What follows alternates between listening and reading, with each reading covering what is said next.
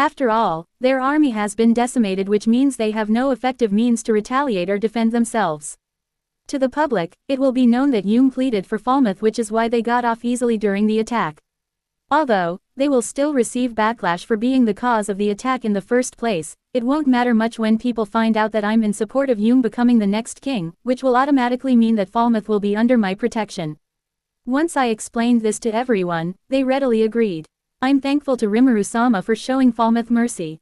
I know Tempest has been wronged, but the fact that you didn't raze the nation to the ground because makes me happy. I promise to always follow you for the rest of my life. Hume bowed, expressing gratitude. It's no problem, just so you know, you have a lot of work to do and there's no backing out now. I said, you can count on me. As long as Myulan is by my side, I can do anything. Myulan blushed as Hume's words while Grucius gnashed his teeth in jealousy. If I'm to be honest, I don't know the kind of love triangle that's happening between them, and I also don't want to know. As I prepared to move on to the next agenda, the doors flew open as someone stormed in. There was a tiny winged girl, it was none other than Ramirus. I, the great Ramirus, have arrived, she declared as she flew straight towards me while Beretta was kindly closing the door behind her. Diablo, who watched as Ramirus flew straight for me, swiftly intercepted her. He wasn't willing to let this interloper barge in. He grabbed Ramirus with a swipe of his hand, making it look easy as grabbing a dragonfly out of air. Hey, what's the big deal? She shouted as she flailed around. Even with all my magical energy, I still can't escape. Why? You are no ordinary butler, she complained. Rimuru-sama, Diablo said, walking back to me, how shall I dispose of this ridiculous little bug? Oi, what did I ever do to you? What's your problem? Ramirus said, trying to punch Diablo, but it was useless. I chuckled, show her some respect. Despite how she looks, she's actually a demon lord. The demon lord Ramirus. I picked her from Diablo's grasp. Oh, I apologize. Diablo bowed. What do you mean despite how I look?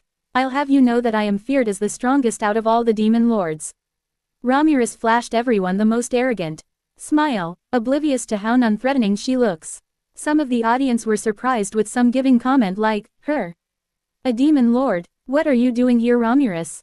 I asked. What, aren't you happy to see me? You're so mean, Rimuru.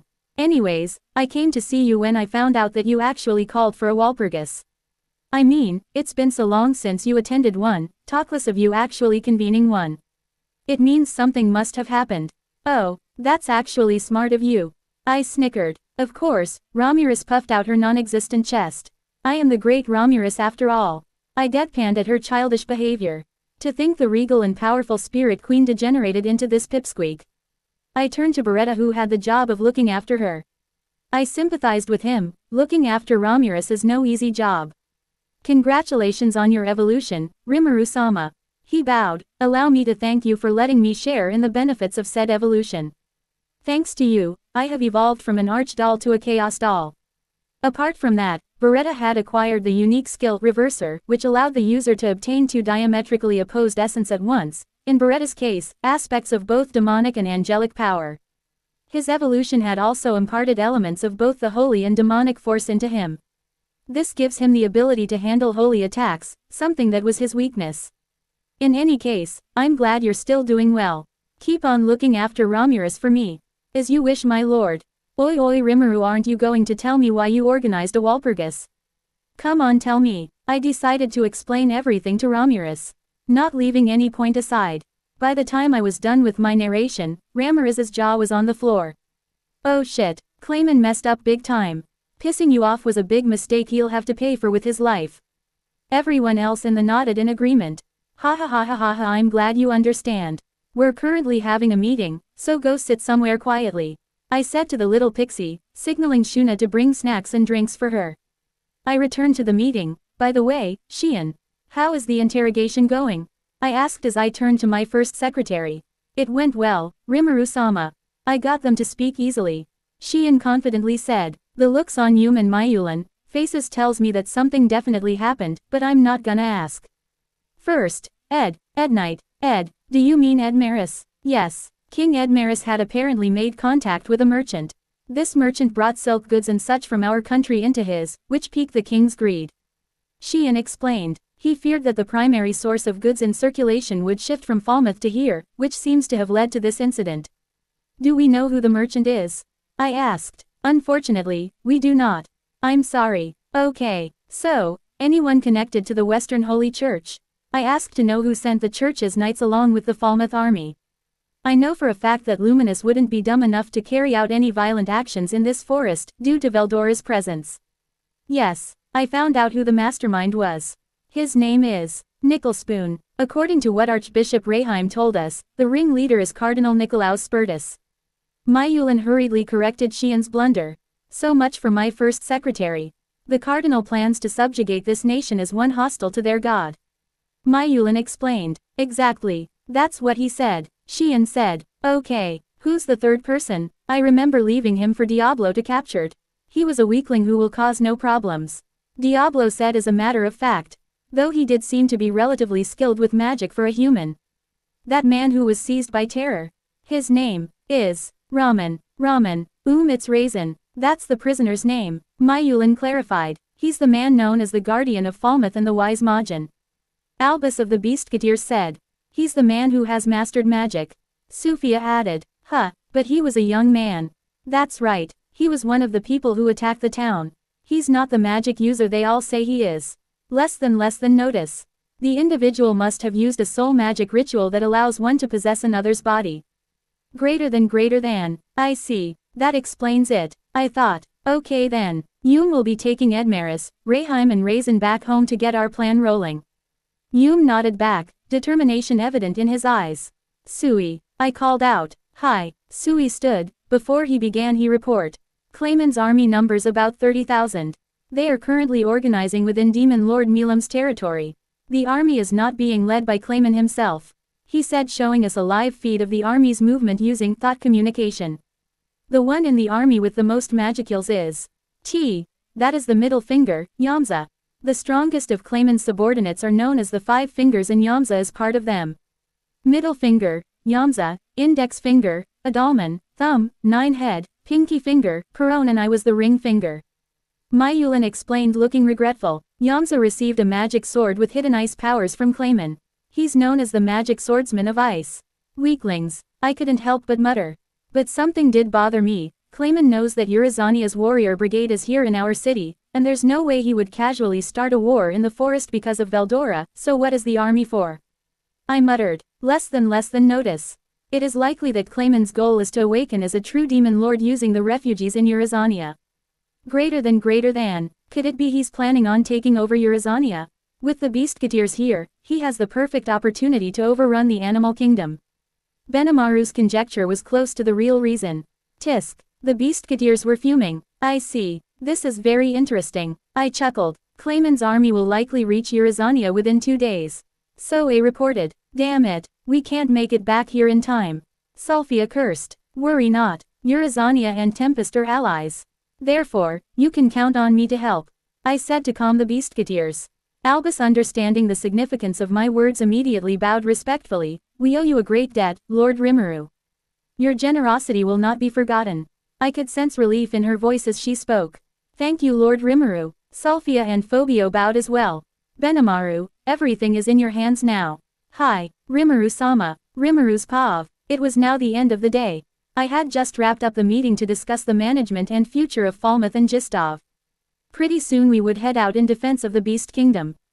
The reason was simple, to prevent Clayman from awakening and amassing power. Although, even if he did awaken, there is no way he wouldn't die by hands. Aside from that, by defeating Clayman's forces, we will weaken him before we strike his country. The puppet nation Gistov used to be the ancient home of the elves before they pissed off Milam. Scattered around it are many ruins containing forgotten knowledge that could prove to be quite useful if recovered. The major reason I want to take over Gistov is because of the Chaos Dragon, Milam's friend. Although the landscape has changed over the years, I still vividly remember that it was where we sealed the dragon. After sealing the dragon, Milam was devastated. This prompted me to do an in-depth study of souls. My research bore fruit as I was able to create pseudo souls, devices developed to be a vessel for the heart core of any being. If I can transfer the heart core of the Chaos Dragon into the pseudo-soul, then it's possible to resurrect the dragon. With that, everyone had their roles to play. Benimaru, Soru, Gavda, Geld, Gabaru, Soka, the Beastketeers and their groups would take care of Clayman's army. Soe, Hakuro, Haru and surprisingly Shuna will be the one to take over Gistov in my name. Shuna apparently wanted to be part of the action, which was why she pleaded to be part of those who would raid Gistov. Diablo alongside his subordinate Enzo will be heading to Falmouth with Yum to kick our plans into motion. The reason why Enzo is going is because Diablo has another job to do. Once the foundations has been laid in Falmouth, Diablo's next job is to go to the underworld and recruit my subordinates from hell, the demonesses, Baphomet and Aemon, as well as their subordinates. The thing is, I have positions within Tempest which needs to be filled and very few meet the criteria. Not only that, I need more hands to help in protecting the entirety of Tempest when I'm not around, especially since we will be undergoing an expansion after Gistov is absorbed. Regarding who will be accompanying me to Walpurgis, it is Shion and Chiron. According to Ramirus, during my absence, a rule was made which stated that a demon lord was allowed to bring only 2 people with them. Shion was chosen to be given the chance to get revenge on Clayman for killing her. Veldora will stay back to protect Tempest. This time around, Veldora didn't complain or protest, which was good. On another note, the Dryads have sworn fealty to Ramirus once again. They were very happy to see the Spirit Queen after so long. This is why Trainee will accompany Ramirus to Walpurgis along with Beretta. Since I decided to protect the people of Eurazania, I planned on fulfilling my promise. This is the reason why I decided to move the refugees over to Tempest. So I gave Geld the order, and within a few hours, we made preparations to accept a lot of refugees. I organized a small crew of people to accompany me in transporting the Beastmen. They were to help the Beastketeers to gather all the people in Eurazania in one place so as to save time and transport them in one go. I had already sent them ahead to do their job while I organized things here in Tempest. It was finally time.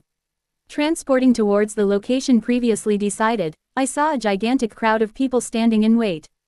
Albus and the others were standing in front of the crowd waiting for me. They all bowed the moment they saw me. Sir Rimuru, we once again want to thank you. Eurazania will be eternally grateful for your help. Albus spoke. You're welcome. Are you all ready? Yes, sir. Using space-time manipulation, I created a large portal through which everyone could pass. After some time, everyone had successfully reached Tempest. Right now, I am currently in the Tree Ant village with Trainee and Ramirus. Walpurgis is going to be held in a special dimension, so Trainee, whose real body is a Dryas tree, might not be able to get in. So I decided to conduct a surgery on her so she'd be able to move around in her real body. I need to first transfer the core within her from her current body to the new one. Upon getting to the village, I immediately spotted the insectoids Apito, Zejin, Beru and Maki. They were bigger and stronger than the last time I saw them, a result of the harvest festival no doubt. Apito flittered right up once she spotted me, happily providing me with some honey. Thank you, Apito, I said. I know just how strong and scary the insectoids can be, but at this stage they are nothing but harmless cute bugs. Well, they may be harmless to me, but would surely prove to be a menace to human society. Whoa, Rimuru. I looked towards Ramirus. She looked freaked out. Those insects, are those insectars? Yes, I answered. Why? Never mind. You can do just about anything, can't you? I quickly said hello to the other insectars who seemed happy to see me. I praised them for keeping the village safe and encouraged them to keep working hard before we headed to our true destination. Dryas, the holy tree that acts as Trainee's real body. Using the Draze that was imbued with Trainee's magical force, I crafted a doll-like body. Its core was reinforced with magisteel, the surface made of fully polished wood. Oh, this is... Ramirus's eyes twinkled as she watched me work. I already had a pseudo-soul with me. I made this one using Beretta's Chaos Core as a reference and Trainee inhabited it, soul and all. I injected an equivalent amount of mystical force alongside the energy Trainee provided, not missing a beat. This was precise work, but it proceeded with no calculation errors. I placed the complete Chaos Core inside the doll made from the Dryas, Trainee's original body. The doll transformed, obtaining a beautiful human appearance. From that moment on, the doll became Trainee's new corpus. It was the world's first mobile Dryas. Not only that, but Trainee was stronger than before. The energy I injected into the core had doubled Trainee's magicals reserves. Ramirus was overjoyed. Trainee herself thanked me profusely. Now, Ramirus has 2 powerful subordinates to look after her. Dot, dot, dot. We had returned to Tempest. I headed to my office. There were still things I had to do before Walpurgis starts in a couple days from now. Just then Ramirus fluttered into my office, her wings flapping furiously as she flew right up to my face. Behind her stood Trainee and Beretta, each wearing expressions of quiet determination. However, they wisely kept their distance, likely anticipating the theatrics about to unfold. Rimuru, oh, my dearest friend in the whole wide world. Ramirus began, throwing her hands into the air in exaggerated despair. She hovered just inches from my face, her voice cracking as if she were on the verge of tears. You have to let us move to Tempest. We can't take it anymore. I leaned back slightly, wary of the melodrama radiating from her. Ramirus, what's this about? I thought you liked your labyrinth. I do, but, Ramirus wailed, clutching her head and spinning in a circle midair. I'm the laughingstock of the demon lords. Do you know what they call me? The lonely fairy. Can you imagine? Trainee gently stepped forward, bowing respectfully. Lord Rimuru, I believe a domain within Tempest would provide Ramirus-sama with the recognition, respect and protection she deserves. Here we go again with Trainee always going along with Ramirez's childish ideas. But Ramirus wasn't done. She dramatically collapsed onto my desk, tiny and trembling, as if the weight of the world rested on her shoulders. They're so mean to me, Rimuru. Milam always laughs at me and calls me, Tiny Terror. And Guy, oh, don't get me started on Guy. He said I'm like a firefly without a flame. A firefly, she sniffled loudly, even though it was obvious she wasn't really crying. And I'm all alone, no one wants to hang out in my labyrinth except for Beretta. He's great, but a girl needs more, you know. Beretta, standing stoically behind her, sighed but said nothing, clearly resigned to his master's antics. I crossed my arms and tilted my head, raising an eyebrow. So, this is about making you look better to the other demon lords. No, Ramirus waved her arms dramatically, her voice full of mock indignation. This is about survival, my happiness, my very existence. Do you really want to be the cause of my utter despair? Huh, Rimuru, they make fun of me because they think I'm weak, aren't you though? Gaia, come on Rimuru, you know my circumstances. Ramirus flinched, looking downcast. Well, I got you Beretta didn't I? Ramirus hovered in front of me, puffing out her tiny chest as though trying to look serious, though her naturally playful demeanor made it hard to take her seriously. With her hands on her hips and her wings buzzing furiously, she declared, it's obvious, Rimuru. Staying with you is the smartest and safest decision I could make. After all, you're the strongest demon lord. I blinked at her, unimpressed. Oh, now I'm the strongest, huh? What happened to all the times you said I was too soft to be a real demon lord? Ramirus flinched, waving her hands defensively. Let's not sweat the small stuff. You're the silver primordial demon, you're a terrifying, unbeatable, super awesome demon lord. Behind her, Beretta and Trainee nodded in agreement. And think about it, Ramirus continued, throwing her arms wide. Tempest is basically the safest place in the entire world. No one's crazy enough to mess with you or Master, and even if they were, you'd squash them like bugs. I mean, I'd be crazy not to move here. Trainee placed a hand over her heart, her expression serene. We assure you, Lord Rimuru, that moving to Tempest would also be beneficial for the city. Lady Ramirus's labyrinth could prove to be quite useful. I sighed, pinching the bridge of my nose. I don't know, this feels a little sudden. Ramirus immediately sprang up, grabbing my hand with both of her tiny ones, her eyes comically large and glistening as if she were about to bawl her eyes out. Rimuru, please, I can't go back to being laughed at. I'll die, I'll shrivel up and die. Is that what you want? A tiny, withered fairy corpse on your conscience? I stared at her for a moment, utterly unimpressed. You know, I can tell you're faking, right? What? And no, I'm not. Ramirus stammered, her voice a pitch higher as she wiped away imaginary tears. These are real tears of suffering, you big meanie. Beretta and Trainee exchanged glances, each of them suppressing their reactions. I sighed again, waving a hand dismissively. Fine, you can move to Tempest. Just stop, whatever this is. Really, yay, I knew you'd see reason. Ramirus immediately switched to jubilant mode, flying loops around the room. I'm saved. Rimuru, you're the best. As she cheered, I shook my head, a small smile tugging at my lips. Why'd I always fall for her nonsense? It is the day of reckoning. The day the world shall know the price of angering me. I stood at the center of a serene clearing in the Jura forest, far from the bustling city of Tempest. Behind me, Diablo stood silently, ever the epitome of elegance and loyalty. I extended one hand forward. A complex magic circle, pulsing with dark energy, began to etch itself into the ground, expanding outward in a perfect, intricate design. At its center, a massive Hell's Gate began to form, a medium through which I can summon the demons under me. The air grew heavier as the gate stabilized, its edges crackling with ethereal energy. From the depths of the gate, an echoing cacophony of otherworldly whispers and guttural growls surged forth. Slowly, figures began to emerge. One by one, the demons of the silver lineage materialized. Their forms varied, some appeared humanoid with sharp, elegant features and gleaming horns, while others were in the form monstrous beasts.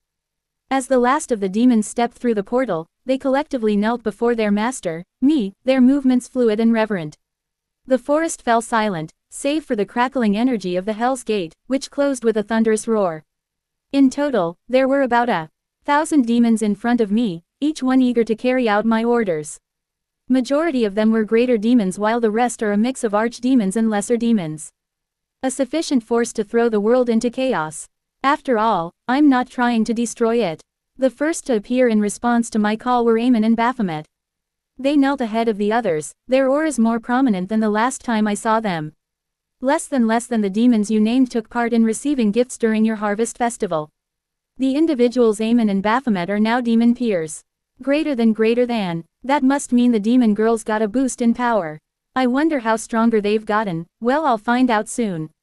I thought. The demons before me were ecstatic, their dark auras pulsating with restrained excitement as they gazed up at me with reverence.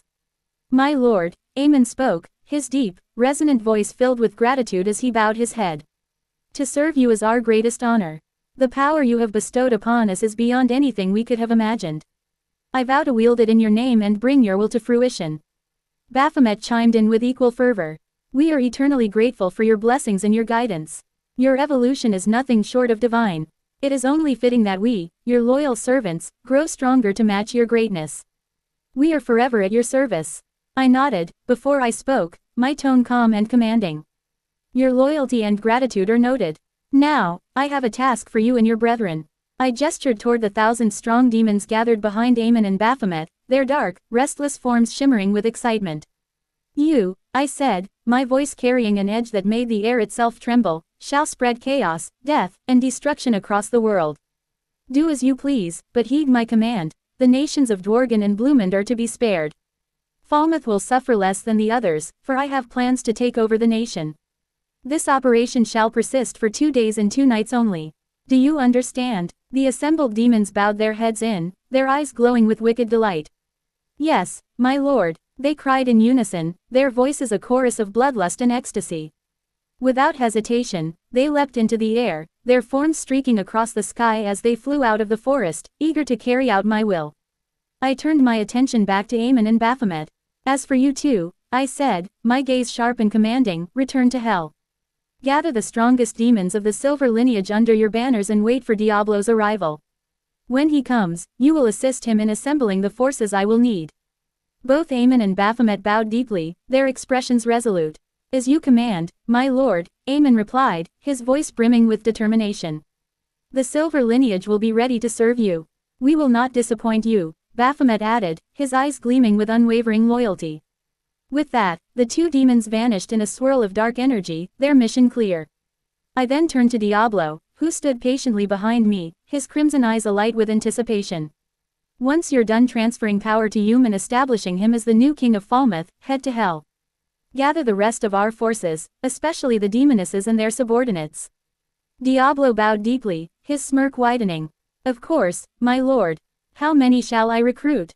My eyes narrowed slightly. Only the strongest. The numbers are up to your discretion. Diablo's grin widened, and he straightened with a dramatic flourish.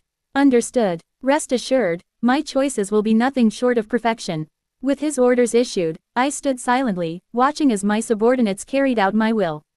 The world was about to learn the true extent of my power, and the price of defying the chaos. Creator. To be continued.